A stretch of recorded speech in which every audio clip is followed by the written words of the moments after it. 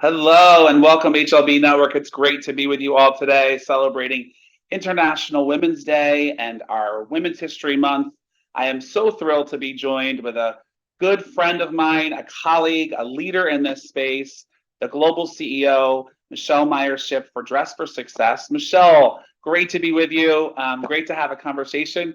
Please kick it off with a quick intro before we jump in with our team.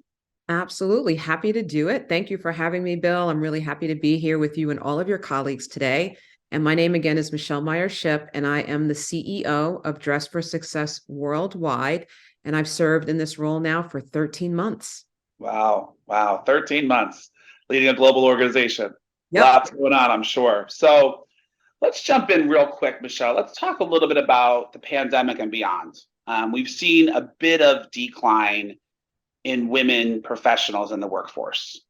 What are some steps that organizations like ours, as a global network, a global firm, can take to move the needle to increase representation and bring some of those women back into the workforce? So first of all, I'll start here and say there's some good news. So the really good news is I was just reading this recently, and actually we are finally back at pre-pandemic levels for getting women back to the workforce. The fear is, can we keep women in the workforce, right? So everything that I'm seeing with the women that we serve and hearing from the women we serve and just from general workforce demographics and stats suggests that women have come back. We're happy to be back. The question is, will we stay there?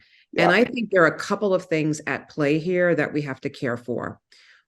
First of all, one of the primary reasons women left the workforce during the pandemic, outside of layoffs and downsizings, was because of childcare responsibilities and other caregiving responsibilities, the predominance of which falls on women. And again, now being able to return back to some normalcy, schools are open, hospitals and nursing centers and all of those things are able to take back patients, for example, that women might have been caring from, family members. So they're able to go back to the workforce. However, just because they're back to the workforce doesn't mean that they don't require flexibility. Right. Right. So flexibility and the maintenance of the ability to have flexible work schedules is critically important because, like I tell everybody all the time, the pandemic happened and it changed the way we navigate our lives. It changed the way we navigate the world, and flexibility is here to stay. And companies that don't appreciate that are going to lose talent because someone can hop right over to the next company and have a complete, flexible work schedule. So flexibility is key.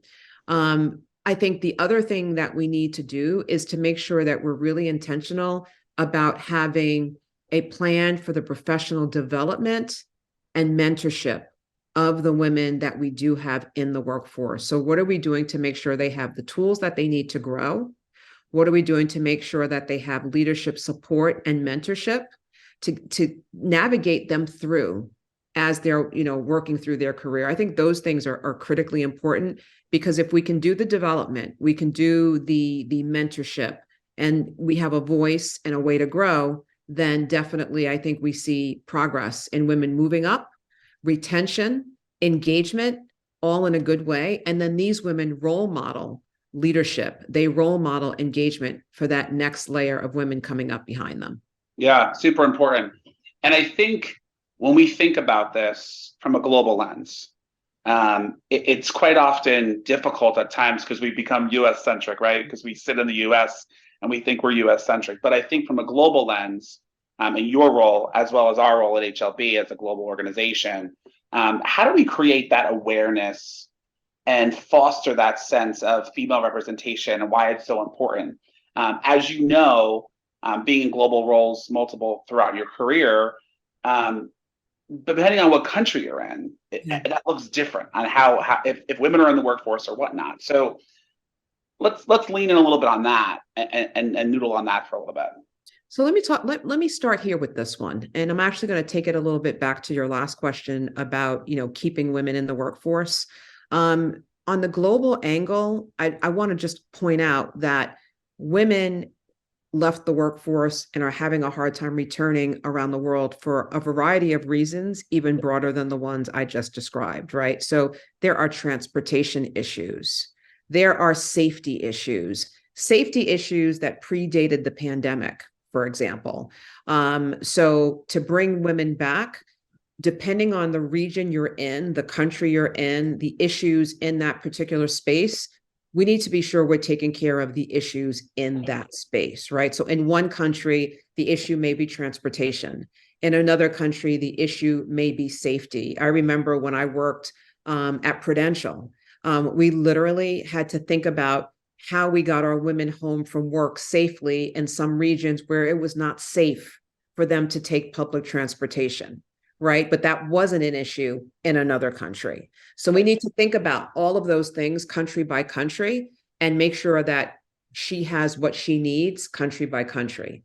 Now, to answer your question about, kind of bringing more women into the workforce around the world and the best ways to do that, I think the first thing we have to do is dispel the notion that the female talent is not out there, because it is. In fact, I just read a stat today that talked about the high levels of women, the high percentage of women in college, in grad school, the high numbers of women who are lawyers and doctors, et cetera, who are in other professions. There seems to be this frequent, rumor that suggests that we're not there. We are. And I think it's really important in organizations for companies to go out to find the talent, to go out and foster the talent and engage the talent and introduce the talent to your organization. I think another thing that leaders like yourself, HR leaders, et cetera, can do is to, again, constantly work to dispel the myth that they're not there. Yep. I remember working at another company where they had told me, oh, we can't find fill in the blank. We can't find X talent anywhere. And I'm like, oh, really? Well, did you happen to know about this organization and that organization and this association of professionals? And why don't we go there? They would be happy to receive us and introduce us to the talented members of the organization. And then I would take them there to these organizations. Oh, there are the women. Oh, there are the people of color. Oh, there are and it goes on and on and on, but you don't know what you don't know, right? Until you get out of your own comfort zone. So I would say that it's prudent upon our HR leaders, our DEI leaders to help the business leaders understand the talent's there. We have to go get the talent and we have to give them access to the opportunities at our organization. That intentionality, I think, is super key, right? That intentionality of the leadership, the buy-in from your leadership is super important. And realizing, I think, honing in on the fact that what we miss by not having women in the workplace. That's right. That's right. So this year, the theme for International Women's Day was embrace equity. So I know I've had this conversation with you many a times, and we talk about it all the time. In our spaces as leaders and diversity practitioners and whatever, is that equity versus equality. So many folks will say to me, it's the same thing, Bill, right? And I'm like, but it's not. So let's dive deeper in that. Let's talk about the differences, the uniqueness of each of those things, and why you feel that was a great theme this year as we are coming out of the pandemic, as we are looking to enhance women globally in the workforce. Oh, I love that question. And I love this conversation, by the way. The theme for this month has let me have it in so many different places. What's the difference between equality and equity? And so many people don't know the difference. So let me first start with what the difference is, right? So equality is giving everybody access to the same thing, to a level playing field, equal access to exactly the same tools. Equity is giving people access to the tools that they need based on where they're coming from. It means, basically, to say it another way, meeting the person where they're at to bring them to parity with others. I guess the best way I could describe it is if you hire 5 people into your summer internship program, and your summer internship program is going to require people to use 4 different technological platforms. And most of your interns have used all platforms before, but 2 of them haven't. You might want to give the other 2 some extra support or training on the platforms so that they can engage in the platforms just like the other interns can. It's not all of them showing up going, welcome, you're here. Now you're all going to go and work on these platforms. Good luck with that. Because you know what's going to happen. The 2 that never had access to those particular platforms are going to fail. So it's meeting people where they're at and giving them what they need to grow and to thrive. And I would say, it's really important in doing that to think about at some point, engaging your HR leadership team, your D&I professionals to really do some type of surveying, if you will, or focus groups with your employees to understand, do they have the tools they need to succeed? And is there anything that they think they need that they're missing that the leaders may not appreciate has been, a lack of a resource for them? It's really, really important. And I think it's really helpful. So for example, with respect to women, one of the things that women coming back into the workforce right now is what I said before, right? That increased and remaining need for flexibility. Like, just don't assume because we're back in the office from time to time or full-time, whatever it is in your respective office, you still have to provide that flexibility because remember, we said this at the top, women still bear and carry the primary responsibility for all caregiving needs for their families. So flexibility remains a static that we've got to offer. So again, meeting her where she's at is really important to make sure that that equity leads to her retention, her engagement, her growth, and her promotion. Awesome. Yeah, a colleague of mine at HLB shared her kind of impression of equity last week when we were chatting about this conversation. And she said, everyone may have a shoe, but they need a shoe that fits. Yes. And it really drove home that message is we can give everyone pairs of shoes, but if they don't fit, they're going to give you blisters. They're going to give you, they're going to fall off your feet. But if we actually give them something that fits them, love that. They can actually use it. Yes. And I give credit to Rita from HLB because she shared that with me, so I thought it was great. Now, Michele, let's talk a little bit about you for a bit. So, dynamic professional leader, and now global CEO of Dress for Success, which I think is an amazing role for you and really pivotal for you in your career. Share your journey with us and with the HLB network navigating the workforce. Any pitfalls, any detours, and then I'm gonna refer to a survey, a poll that we did. Once you share a little bit about that, and let's talk about that as well. So, take us to how you got here. So it's really funny. As you just asked that question, I would say that the joke in my house would probably be that I've had a career of detours. Yeah. But the career of detours has been an amazing career of detours that ultimately got me to this incredible role right now. So, Bill, I know you know this story, so I'll make it short. But I literally, as you know, started my career as an employment attorney, and I practiced law for about a decade. And it was through doing that work that I came to discover what I liked and what I didn't like about the work, right? So I did not enjoy litigating. I did not enjoy fighting, with adversaries. I did not enjoy the build up to the trial that never happened because it settled at the courthouse steps.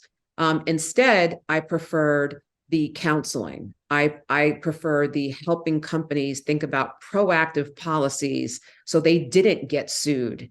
I liked helping companies think about how they could be more inclusive, et cetera. So fast forward, I ultimately left the practice of law and I worked in state government, and I ultimately landed in big corporate, helping organizations build talent and diversity programs.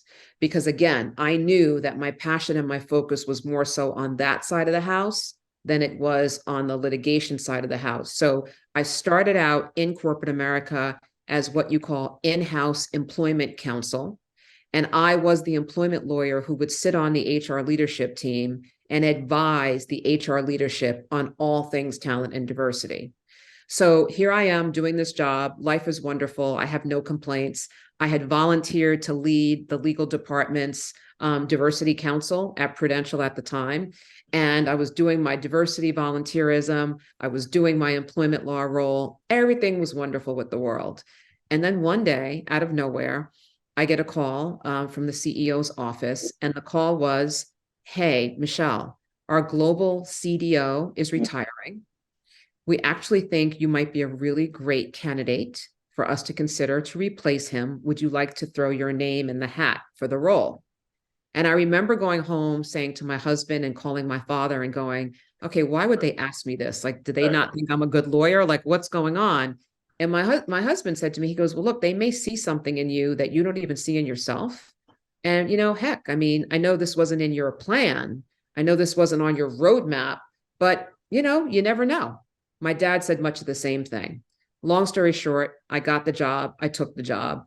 It was an amazing experience. I actually had about a 9-year run at Prudential, and 6 of those years were as global CDO. And it was a remarkable experience because it opened my eyes and it taught me about leadership at a whole new level that I had never learned as an employment lawyer, right? I had to start to think about building strategies, leading teams, managing a budget, managing various stakeholder groups and all of these other things. And that ultimately led me to a couple of roles after that at different organizations where I either led DEI and or talent and HR. So before I came to Dress for Success, I was the chief people and culture officer at Major League Baseball. And just prior to that, I had been the head of diversity at KPMG. And it was through all of these roles, Bill, that I discovered the common theme was that I really was focused on helping underrepresented and marginalized groups thrive, survive, and be empowered to grow in these big systems that we call our corporations, right? That's where my focus was. That's where my passion was. And that's what I love doing the most. And it was during the pandemic when a lot of people were, finding themselves as part of the great resignation, that I actually decided I wanted to be part of something that some have referred to as the great reevaluation. As you know, my youngest son went off to college. We had an empty nest. Yeah. I remember sitting back going, okay, I've spent 20 years figuring out how to help corporations get this people piece right.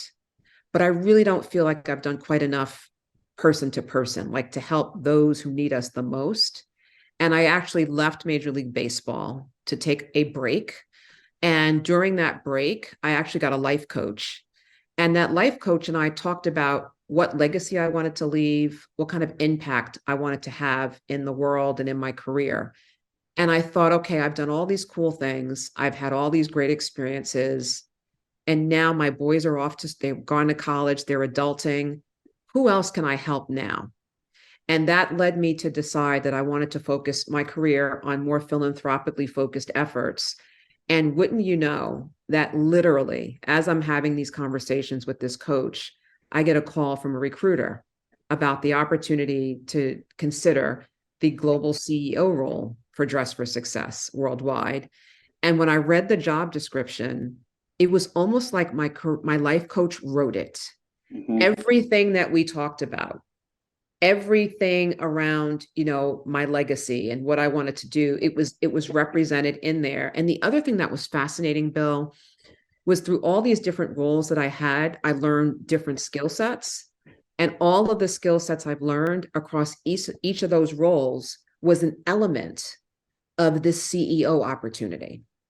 So now, 13 months into this role, I can tell you that on any given day, I'm the chief strategy officer, I'm the CHRO, I'm the CDO, right? I am the chief marketing. I mean, on any given day, all of the skill sets that I've acquired are coming up and showing up in this current role. And the beauty of it is, I just had a call with my team earlier, and I asked them as we wrapped the call, I said, what are you all excited about right now? And everybody expressed how excited they were to see the impact we're having on the lives of everyday women every single day all around the world. It just is incredible. And every time I talk about it, I get goosebumps. It's just been really, really cool. Awesome. Sounds a great story. Great. I can see the detours and the redirects and the turn left, turn right, U-turn, turn around. And that's great. I think that just shows the tenacity, the agility, and the grit to Yes. finally land where you're supposed to be. Yes. And I think that's one of the things that is resiliency in real time, and understanding that our end game might not be the game we're in right now. That's But really navigating and understanding all of the things that we do make up where we're going to land. Mm-hmm. So we did a LinkedIn survey a little bit ago, leading up to International Women's Day, and we asked participants how they supported women in the workplace. Interestingly enough, 57% of the poll responders said they make an effort to support women, while the other 43% say that they did not, or they were not aware of, or didn't know if we did that. I found that baffling. And I wanted to get your input on that as well. And again, you never know who exactly is responding to these, but the fact of the matter is 57 versus 43, you're almost at a 50-50 split of what people are saying they either know or they don't know. And are we either supporting or we're not? What are your thoughts on that? So it's interesting, one of the things I've learned through all of my people related work is that people really don't know what they don't know because they don't have to. Right. So I think the first step is, well, I'll say this first. I'm not surprised at the numbers because of everything I've seen over the years. I think what it's really important for us to do as leaders in our organizations is to make sure that no one who is employed for us has an excuse to say they didn't know. Right. I think it's prudent upon us to make it very clear that, okay, we have women in our workforce, here is where we need your support. Here is where we need you engaged. We have to educate them on all things, right, related to the topic. And I think that things like employee resource groups, business resource groups, et cetera, are really great ways to get people engaged.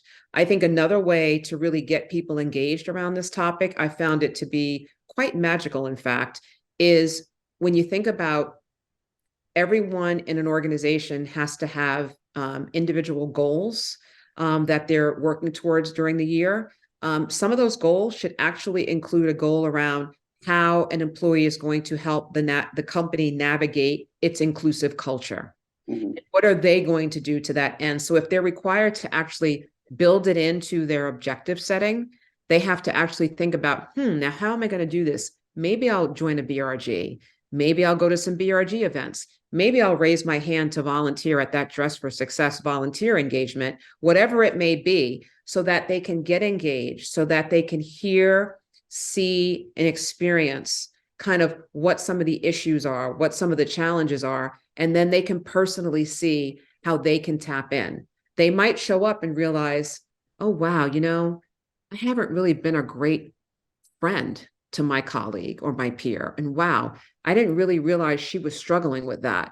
Maybe she and I can share some of this responsibility, or wow, she really just needs a mentor. Let me help her with that, or vice versa. But until you are made aware of and pulled into, right, the space, the excuse of I didn't know what I didn't know is always possible to come up, because people unless they're giving a reason, they're not going to come out of their lane. Right. So you've got to give people a space to come out of their lane. And once they become aware, I think it's highly likely that they will engage. Yeah, that awareness component is so important. I'm going to pivot for a minute. And this wasn't in my initial thoughts, but now that I'm thinking about it, we've seen this so many times, that concept of women not supporting women in the workforce, right? And so I got here, but you don't know how hard it took me to get here. And instead of the lattice, we have the ladder, and the ladder only goes one way, right? So as you were saying that, I was thinking in my head, I'd be remiss if I didn't mention that, because I think that's real. Yeah. And share with me a little bit on, of some insight on how you feel about that. And I know we've all seen it happen. It may have happened to us at times. As a non-female, it happens, right? It can happen to anyone. But I think sometimes with our female representation and our female identified folks in the workforce, we don't always see that mentorship, sponsorship, relationship happen intrinsically. Like, you have to really intentionally do it. Let's share maybe if we've seen it, some good examples and some where it's not. So I have seen this phenomenon that you described, and I'm trying to figure out the most diplomatic way to say it. But I have seen instances wherein, whether it be women or other underrepresented groups, are so unfortunately used to being the only one in a space that the minute somebody else shows up that looks like them, they're like, oh, wait a minute, this is my space. Right. There's not room for you. I've actually seen that happen, and it's actually unfortunate because it just goes to show you about what I think is the trauma that the systems we've worked in have put upon us, such that we feel that we can't make room for anyone else. So the first thing we have to do is our own self-work. We have to do our own self-work to make sure that we are constantly thoughtful about being inclusive of everyone, Yes. even the people who look like us, and that we are supportive of them and embracing of them, and that we think about it in a we mindset, not a me mindset. And then really, I think it is really all about that engagement and that support. Mentorship is critical. Networks are critical. I mean, I will tell you that in that story of detours I mentioned earlier, not one of the opportunities that I had was because I just looked online and found a job and applied for it. It was somebody that I knew in my network. It was a mentor. It was a sponsor. It was somebody that said, hey, I know that you're really good at X, and I know that you're ready to take a next step, or I know that turned me on to an opportunity, right? So I think it's really important that people recognize it's not just the substantive what you know that helps you grow and move in your career, but it is the relationships, it is the network, it is all of that that helps you. So we've absolutely got to make room for and support each other all across every aspect of diversity, because we are, I know it's corny, Bill, you know this phrase, but we are together for better, right? So we've got to really work to support each other and moving forward. It's interesting you say that because at HLB, our tagline is "Together we make it happen." Yes. So it really ties into that "together for better" notion. So two more questions I'm gonna pitch out there, and we've touched a little bit on the next one, but I want to hone in specifically because I always love to leave our audience with something they can take away, right? So we do a lot of these conversations, and folks listen in, and I always want to make sure we leave them with something. So maybe some advice, some successes that you've seen that would benefit the audience, the members of our HLB network to kind of take away from this. What initiatives and programs might stick, I guess, is my first question. And then personally, and we talked a little bit about it, what is your legacy? And how would you like to see the workforce change for better? So I might answer these out of order, but I'm just going to go for it. Yeah. I think the legacy piece for me is easy because this was the piece I worked so closely on with my life coach when I made this transition. And when I look back over the course of my career and really was able to appreciate all the benefits, the privileges, the perks, the access, the amazing things that this 20 plus year career has given me, I realized that there were so many other people out there who haven't even seen a sliver of it that I wanted to leave as my legacy. I've helped bring those people forward. I've helped engage and support them in whatever way possible. And so for me, it is the transforming of women's lives every single day that I want to leave as my legacy. And what's really cool about it is in 13 months, I know that I have at the very least done that for at least 13 women real time. Like literally one woman told me, she's like, your organization saved my life. It doesn't get any better than that. So that's when I think about legacy, that's what I'm thinking about. I think tips and ideas for success, I can talk about individually and then like kind of more corporate and group wise, but just individually, what I like to tell people is it really is important not only to be solid as a rock substantively with the work that you do, whatever your expertise is, master it, continue to grow, but also you have to build relationships, you have to know how to network, and you have to take risks. Every career move that I made was a risk. every one of them had some unknowns and uncertainties. For several of them, I was scared to death. But if I hadn't taken the risk, I wouldn't be sitting here right now, right? So build the relationship, take some calculated strategic risks, and be the best at your craft that you can be so that you can thrive and grow. And then I would say for organizations, it really is about creating that inclusive environment and we're having conversations like this, right? With different people from different backgrounds and different parts of the world all the time, because every time we have a conversation like this, we learn from each other. We learn how we can get better individually. We learn how we can get better as an organization. We learn some best practices, perhaps, that other organizations are doing that can help us grow. So I would say that to continue on this path, continue to engage, continue to support, because it does play dividends. And then just selfish plug, support organizations like ours when you're out there and when you're looking to give back. Do it as a group, do it as a team. Community engagement is critically important and it helps with team building, relationship building, etc. So those would be my thoughts. Yeah, and stay on that for a second, where you said give back and give to organizations like yours. Tell us a little bit about the success of Dress for Success. Yes. Lean a little bit in that and talk globally on what your successes have been for absolutely. Happy to do that. So one of the things people don't know is that we have over 140 affiliates in 24 countries around the world. So depending on where you're sitting, we might actually have an affiliate in your neighborhood. So you can Google us, dressforsuccess.org/affiliates, and you can see a listing of where we are. All of our affiliates are basically small owned businesses, mostly women owned, some actually run by men, which is pretty cool. And each of those locations is literally a small workforce development center. And in each of these locations, we are providing workforce development services for unemployed and underemployed women.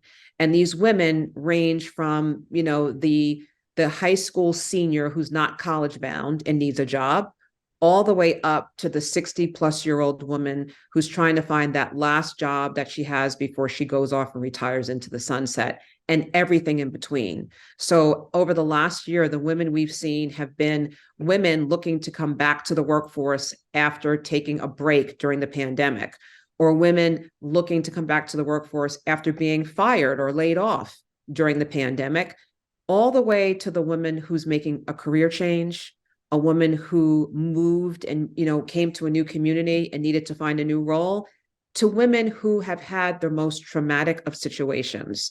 So women who are literally human trafficking survivors, domestic violence survivors, addict recoverers who are coming out of addiction treatment, women coming out of incarceration. So on any given day, the women coming in and out of our doors is completely different. And by the way, over 50% are single mothers and over 60% are women of color from all cultures and backgrounds. And they literally are looking for help getting on their feet. So we focus on career coaching, job skills development, upskilling and reskilling, coaching and mentoring. And what most people know us for is suiting and professional attire. So that's how we started. That was our bread and butter, but now it's so much more. But a woman can literally show up to us and say, hey, I just came out of human trafficking survivor. I'm a human trafficking survivor. I'm trying to get a job and I don't have anything to wear.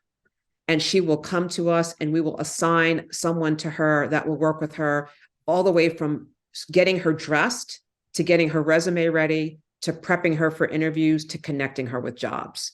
So it's a really, really cool opportunity. And over the last 25 years, we've impacted millions of women with getting jobs, improving their financial well-being. And what's happened with them is they've in turn, gone back into their communities and are doing the same for women in their communities. So it's just really amazing and inspiring to watch. These women are indeed my heroes.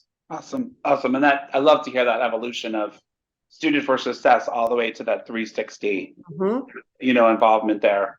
It really shows the full circle of services that your organization does. And I think it's so impactful. And, I've been fortunate to sit amongst some of those folks that are leading your work and really watching them turn their passions right back into action and give back. Once someone has given to them, you give back.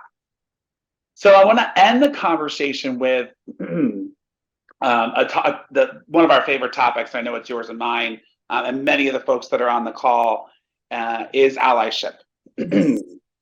Allyship comes in many different forms. It has many different meanings. It's a noun, it's a verb, all of these things. But I want to specifically hone in on male allyship. In our profession, in the financial service profession, it is what it is, right? We both sat in roles that have been in this same sector, and how can men support their female team members, I think, is the first question. And then maybe you share your input on how a male allyship has supported you or has enabled you to move you to a new career or another level within your current organization, or what. I think what happens so often is we get so tunnel vision, and these are women initiatives led by women, only women. And I recall when you and I were working together, you very distinctively asking the question, and I did the same, to our women's ERG. Well, where are the men? Yes, I did. And everyone just kind of looked at us and just was quiet for a minute, right? And by the way, that's true leadership, teaching another generation how to lead, because I asked the same question when I looked around the room at our women's initiatives group. Yep. So, where are these male allies? Why are they important? How can they support their female team members? And then maybe we round it out with a story on how you were impacted by male allyship. I love your compound questions, my friend. They're just great.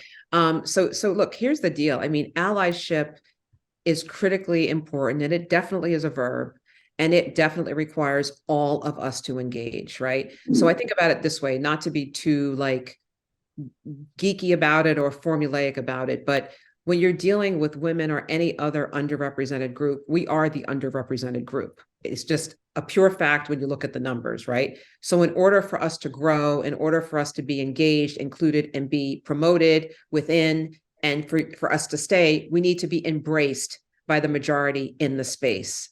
If the majority in the space is mostly male, if it's mostly one ethnicity versus another, whatever it may be, we need the folks who are in the majority to be the allies for us, to engage with us, to mentor us, to support us, to help us grow, because we can't do it without you, right? We don't know what we don't know. We have no idea how to navigate and figure things out. So the allyship is critically important, and allyship can be any and everything from mentoring to coaching to sponsoring to just showing up and being engaged, in events like this, to asking questions, to checking in, to seeing what your colleague needs. If you see something's going on, to sit down with her and say, hey, I noticed, you weren't able to get this situation done here. Is there anything I can do to help you? Any and everything in between.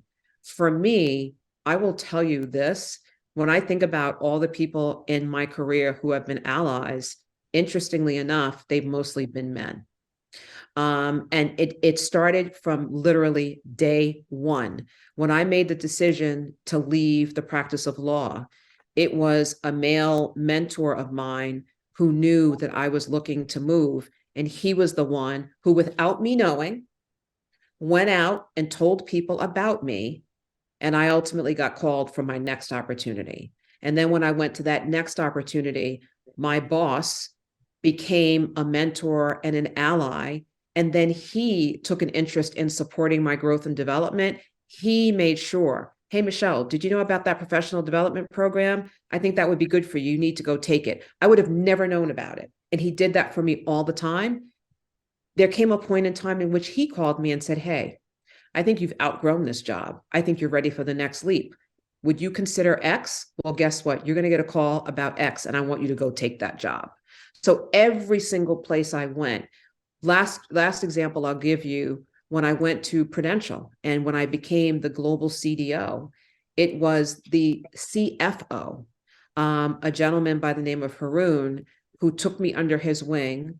And as my ally, again, in a very verb-like manner, he came in and he sat me down. He's like, okay, let me teach you about the budget. Let me talk to you about our global footprint. Let me talk to you about our P&L sheets. Let me take you through. And thank God he did that, because I was clueless. I'd never done it before. So allyship comes in all of those ways. You heard me: coaching, mentoring, sponsorship, teaching, supporting, reaching out. All of these gentlemen did this for me. And to this day, several of my allies and mentors are men helping me do this work to support the women of my organization. So it's incredible. And it's very organic. And when you get going with it, you don't even realize that you are actually engaging as an ally. Awesome. Awesome. Well, what a great conversation.